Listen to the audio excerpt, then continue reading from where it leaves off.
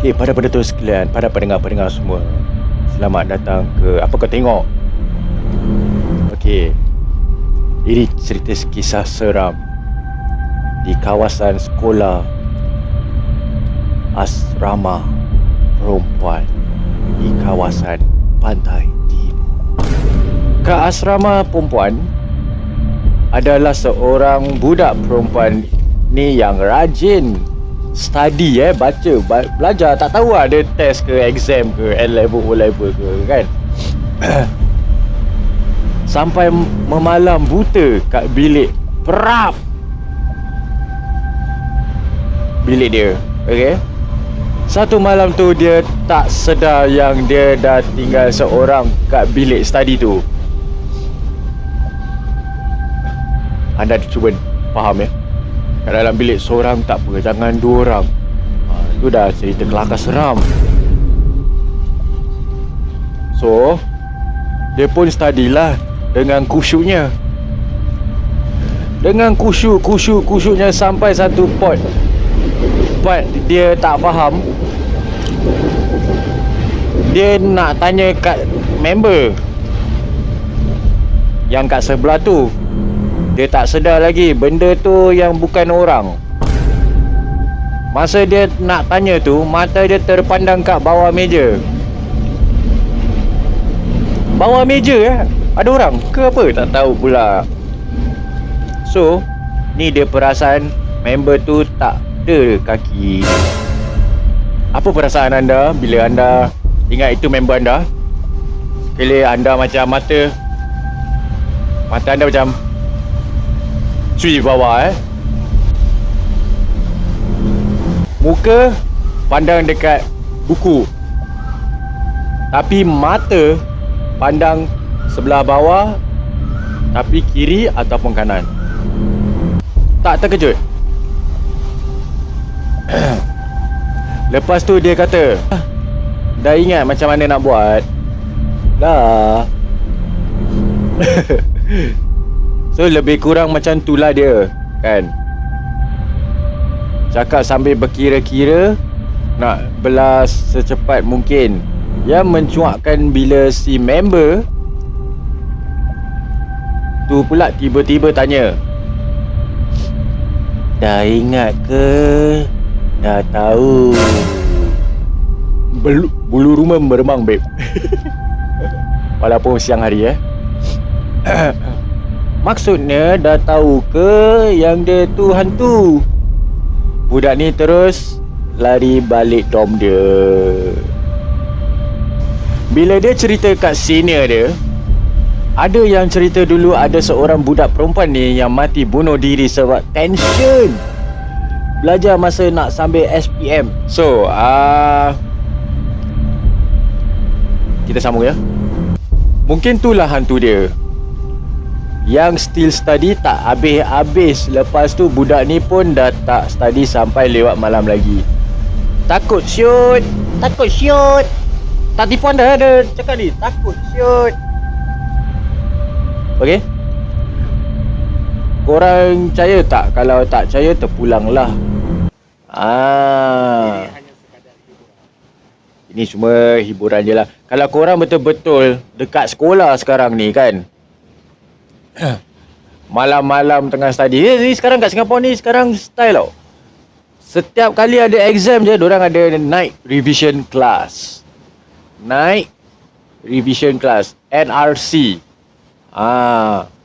So habis kelas dia pukul 5, korang nak revision, nak lepak makan dulu, silakan sampai pukul 10 malam. Tak tipu anda semua. Okay, yang exam ni sekarang kita ada cerita. Ini semua hiburan. Okey, ni sekarang saya nak ceritakan story number 2. Terima kasih ya. Tajuk dia ialah mati terkunci dalam loker. Macam mana tu? Time NS saya ni adalah orang bully satu artis ni masuk dalam loker kunci, tapi tak mati pun. Okey, saya tak tahulah. Jom kita ceritakan kisah mati terkunci dalam loker. Kisahnya bermula katanya ada seorang pelajar lelaki cuba ponteng solat Jumaat dengan bersembunyi dalam loker supaya tak dapat dikesan warden. Masa tempoh bersembunyi tu, dia tertidur. Sedar je, dah petang. Bila bangun je, dia cuba keluar tapi terkunci dari luar. Macam mana tu? Maybe kawan-kawan dia taklah kunci sebab tak tahu dia ada kat dalam. Kemungkinan bukan kawan dia. Kemungkinan warden ataupun guard ataupun guards. Okay, dia cuba panggil kawan-kawan dia. Tapi malangnya seorang pun tak ada. Sebab hari tu hari terakhir persekolahan. Semua dah balik kampung. Padan muka kau. Kesian juga Tapi masalah dia, kenapa dia pergi sembunyi kat dalam loker? Tak ada tempat lain ke? Akibat lemas sebab suhu panas dan kurang udara, pelajar tersebut pun mati. Akibat dari kejadian tu, katanya setiap katil arwah akan nampak pelajar lelaki tu tidur kat sebelah dia. Ditambah seram lagi, setiap tengah malam Jumaat akan ada dengar bunyi loker tu diketuk dari dalam. Macam mana tu? Kalau korang macam mana kalau dengar bunyi ketuk loker, almari, janji pintu tu ada tempat tutup dengan tempat lock. Tiba-tiba ada bunyi ketuk tu. Macam mana tu? Tragedi ini dikatakan berlaku di Maktab Tentera Darat Sungai Besi. Janganlah masuk dalam loker, janganlah selodok bawah katil, janganlah sembunyi di dalam tandas. Okay, dah. Itulah cerita saya tentang cerita seram-seram. Belajar sampai tak ingat dunia. Dan lagi satu, sembunyi kerana tak pergi solat Jumaat.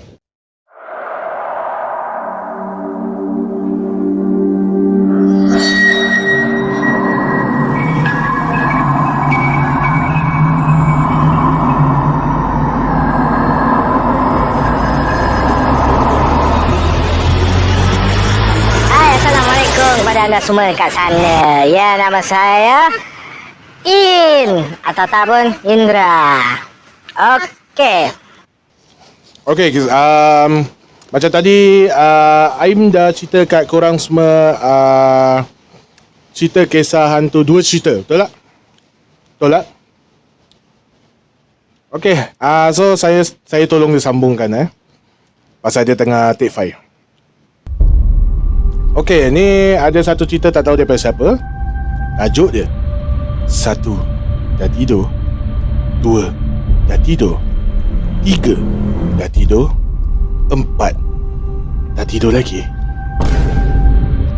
Okey, cerita dia bermula macam ni. Hari tu saya mula kenal Julia.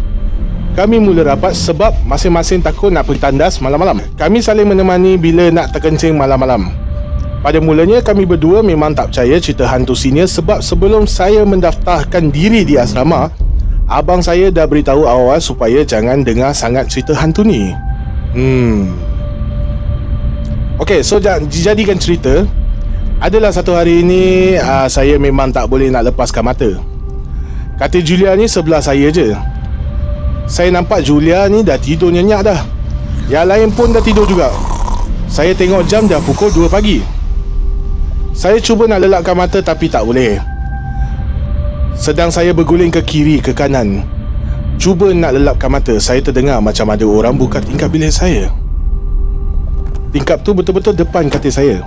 Saya boleh nampak tingkap tu sebab semua katil dah disusun menghadap ke tingkap itu. Katil saya yang keempat dari dinding. Saya tak fikir apa-apa lagi masa tu sehingga saya terdengar suara.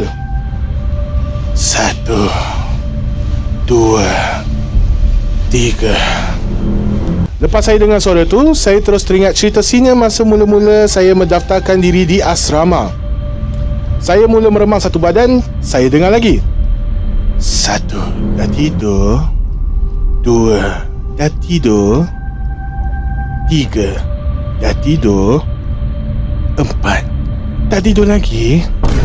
Saya makin tak sedar hati sebab memang saya kata keempat dari dinding. Saya baca semua surah-surah yang saya hafal dalam keadaan sebutan yang berterabur. Benda tu mengira lagi. 1, dah tidur. 2, dah tidur. 3, dah tidur. 4, tak tidur lagi.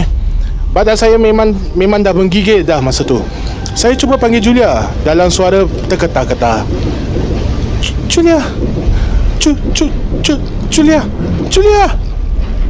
Tapi apa yang membuatkan saya makin menggigil dan menangis bila saya dengar benda tu cakap, Julia dah tidur. Dan disertakan hilaian ketawa yang sangat kuat, saya terus menjerit.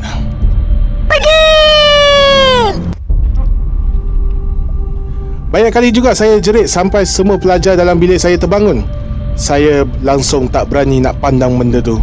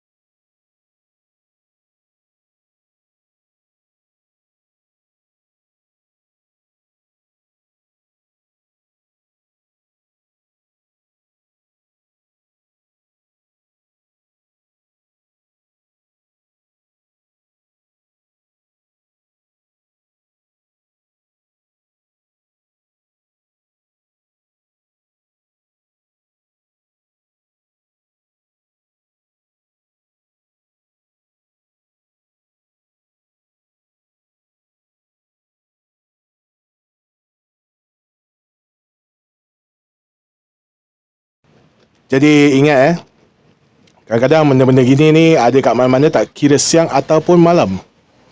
So kalau korang dekat asrama ataupun dekat college mana-mana yang korang kena tinggal sana, kalau boleh sebelum masuk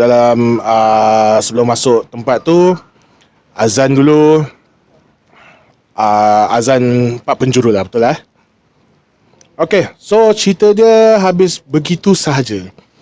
Jadi dia punya tempat tidur tu yang katil yang nombor 4 daripada dinding So from the wall there,